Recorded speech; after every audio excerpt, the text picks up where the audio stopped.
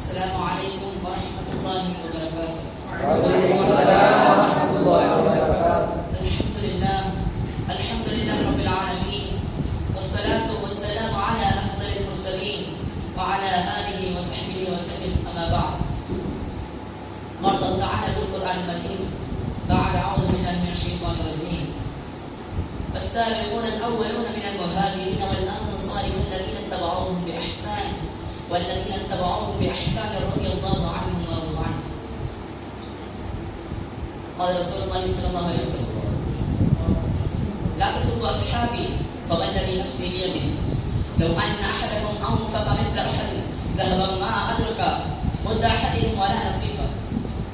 اللهم رب اشرح لي صدري ويسر لي أمري واحلل عقدة من لساني يفقهوا قولي. وما توفيقي إلا بالله عليه توكلت وإليه أنيب.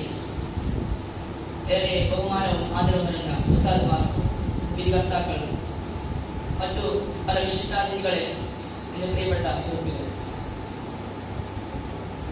റസൂലുള്ളാഹി സ്വല്ലല്ലാഹു അലൈഹി വസല്ലം പറയുന്നു: നിങ്ങൾ എന്റെ സഹാബത്തിനെ ചീത്ത പറയരുത്. എന്റെ ആത്മാവ് നിയന്ത്രിക്കുന്നവൻ തന്നെയാണ് സത്യം.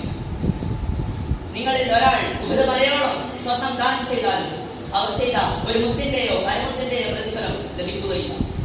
അള്ളാഹു ഇത്രമാത്രം ബഹുമാനിച്ച ആദരിച്ച ബഹുമാന്യ സഹാബാക്കൾ, അവരിൽപ്പെട്ട ഒരു മഹാവ്യക്തിത്വമായിരുന്നു മഹാനായ ബിലാൽ റളിയല്ലാഹു അൻഹു.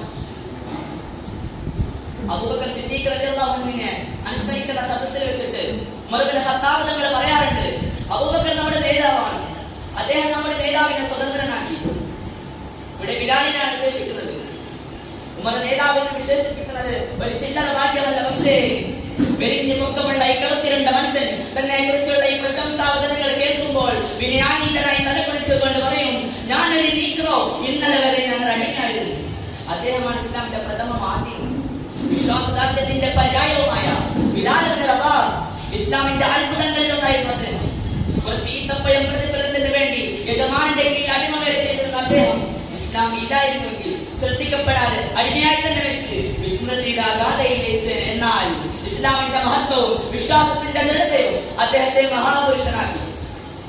പദവിയും സമ്പത്തും സ്വാധീനവും ആഭിജാത്യവും കൊണ്ട് പദവിയും സമ്പത്തും സ്വാധീനവും ആഭിജാത്യവുമുള്ള പലർക്കും പ്രാപിക്കാൻ കഴിയാത്ത അതുല്യമായ ബഹുമതിയും കീർത്തിയും ചരിത്രത്തിൽ ആണിഗ്രോണിമ സമ്പാദിച്ചു. തൊലിയുടെ കറുപ്പോ തറവാട്ടിന്റെ താഴ്ചയോ അടിമയെന്ന പതിത്തമോ ഇസ്ലാമിൽ വന്നപ്പോൾ സമുന്നത സ്ഥാനം നേടുന്നതിന് അദ്ദേഹത്തിന് വിരോധമായില്ല.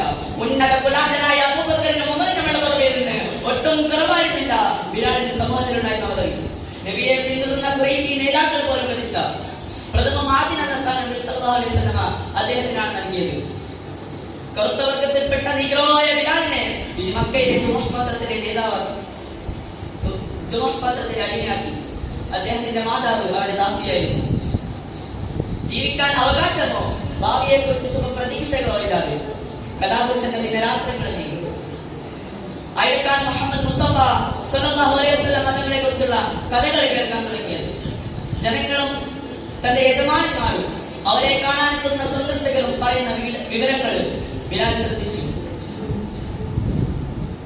അടിമയായി കഴിയുന്ന ഉമയ്യദ് ഇബ്നു ഖലഫ് തന്റെ കൂട്ടുകാരോടൊപ്പം വെറുപ്പും വിദ്വേഷവും കാരണം സ്വരത്തിൽ സംസാരിക്കുന്നത് അദ്ദേഹം പലവരും കേട്ടതാണ്. വിദ്വേഷത്തിന്റെ നടുവിലും നബിയെ കുറിച്ചുള്ള പ്രശംസാവചനങ്ങളും അദ്ദേഹം കേൾക്കാതിരുന്നില്ല. നബി വിശ്വസ്തനാണ്, ഭ്രാന്തനല്ല, ആവിധായകനല്ല, വിവേകിയും സൽസ്വഭാവിയുമാണ് എന്നൊക്കെ അവർ സമ്മതിക്കാറുണ്ട്. പക്ഷേ പിതാമഹന്മാരുടെ മതത്തെയും ഖുറൈശികളുടെ പദവിയെയും പരിരക്ഷിക്കാൻ നബിയെ എതിർക്കേണ്ടത് അനിവാര്യമാണെന്നായിരുന്നു അവരുടെ വാദം. മത നേതൃത്വവും കാബയുടെ മേൽനോട്ടവും അവർക്കാണ്. ഹാഷിം കുടുംബത്തിൽ ഒരു നബി ഉണ്ടാകുന്നതിനുള്ള അസൂയം അവർക്കുണ്ട്. ഒരു ദിവസം സ്വഹൃദയത്തിൽ സത്യത്തിന്റെ വിനാദം മുഴങ്ങി കേട്ട ബിലാൽ നബി സല്ലല്ലാഹു അലൈഹി വസല്ലമയുടെ സന്നിധിയിലെത്തിയിട്ട് ഇസ്ലാം സ്വീകരിച്ചു. മക്കയിൽ പാട്ടാവാൻ അധികം നാൾ വേണ്ടി വന്നില്ല. ധനവും ആഭിജാത്യവും കൊണ്ട് അഹങ്കരിച്ചിരുന്ന ജുമുഅ് പത്രത്തിലെ നേതാക്കൾക്ക് തല കറങ്ങുന്നതായി തോന്നി. തങ്ങൾ മുഹമ്മദിനെ എല്ലാം പല്ലം ഉപയോഗിച്ച് എതിർക്കുമ്പോൾ തങ്ങളുടെ ഇജ്ജത്തിന് ജീവിക്കുന്ന അടിമ അദ്ദേഹത്തെ അംഗീകരിക്കുകയോ. ഉമയ്യദ് ഇബ്നു ഖലഫിന് മുഖത്തടിയേറ്റ അനുഭവം. മർദ്ദനങ്ങളുടെ ഭീകര രംഗങ്ങളായിരുന്നു പിന്നീട്. ബിലാലിനെ പിന്തിരിപ്പിച്ച ഇടമുയർന്നവർ സാക്ഷ്യം വിളിച്ചു. ജീവൻ പിടഞ്ഞുകൊണ്ടിരിക്കുമ്പോഴും വിശ്വാസദാർഢ്യത്തിന്റെയും ആത്മധൈര്യത്തിന്റെയും ധീരമായ മാതൃക അദ്ദേഹം ഉച്ചവെയിൽ ചുട്ടുകൊഴുത്ത മണലാരണ്യത്തിൽ ബിലാലിനെ നഗ്നമായി വളർത്തി കിടത്തി നോവിച്ചു. നെഞ്ചത്ത് പെള്ളുന്ന പാറക്കല്ല് വെച്ചു. വേദനയുടെ തീക്ഷണതയും അദ്ദേഹം അഹദ് അഹദ് എന്ന് മാത്രമാണ് പറഞ്ഞത്. ലാത്ത ഉസ്സ എന്ന് പറയാൻ മറ്റകൾ അദ്ദേഹത്തോട് ആക്രോശിച്ചു. പിന്നെ അഭ്യർത്ഥിച്ചു. അദ്ദേഹം അഹദ് അഹദ് എന്ന് മാത്രം പറയുമ്പോൾ ഞങ്ങൾ പറയും പോലെ പറയൂ എന്ന് ആവശ്യപ്പെട്ടു. എന്റെ നാവ് അതിന് വഴങ്ങുകയില്ല എന്നായിരുന്നു ബിലാലിന്റെ ആജ്ഞാവാദത്തിലുള്ള മറുപടി. പിറ്റേന്നും മണലാരണ്യത്തിൽ മലർത്തിക്കെടുത്തി നോവിച്ചു. ഇത് കണ്ടുവന്ന അബൂബക്കർ സിദ്ദീഖ് റളിയല്ലാഹു അൻഹു മർദ്ദിതരെ നോക്കിയാൽ അല്ലാഹുവാണ് എന്റെ നാഥൻ എന്ന് പറഞ്ഞതിന് നിങ്ങൾ ഒരു മനുഷ്യനെ കൊല്ലുകയോ? തുടർന്ന് അദ്ദേഹം ഉമയ്യ ഇബ്നു ഖലഫിനോട് മതിയായ വില കൊടുത്ത് ബിലാലിനെ മോചിപ്പിച്ചു. സ്വർണ്ണ നാണയങ്ങൾ എണ്ണിക്കൊടുത്ത് ബിലാലിന്റെ കൈ പിടിച്ച് നടക്കുന്ന അബൂബക്കർ സിദ്ദീഖ് റളിയല്ലാഹു അൻഹുവിനോട് ഉമയ്യ ഒരു വിശ്വാസത്തോടെ പറഞ്ഞു, കൊണ്ടുപോകൂ, ലാത്തയും ഉസ്സയും സത്യം, ഒരു സ്വർണ്ണ നാണയമേ നിങ്ങൾ തരുമെന്ന് ക്ഷണിച്ചാൽ പോലും ഞാൻ അവനെ തന്നേനെ. നിരാശ കലർന്ന ഈ വാക്ക് അവർ ഗണിക്കാമെങ്കിലും ബിലാലിന്റെ അന്തസ്സിനെ സ്പർശിക്കുന്ന ദുശ്ശൂരതകളുള്ളത് കൊണ്ട് അബൂബക്കർ തിരിച്ചടിച്ചു. സത്യമായും നിങ്ങൾ 100 സ്വർണ്ണ നാണയങ്ങൾ കിട്ടണമെന്ന് ക്ഷണിച്ചാൽ പോലും ഞാൻ അവനെ തന്നേനെ. അതാണ് റസൂലുള്ളാഹി സ്വല്ലല്ലാഹു അലൈഹി വസല്ലം പറഞ്ഞത്.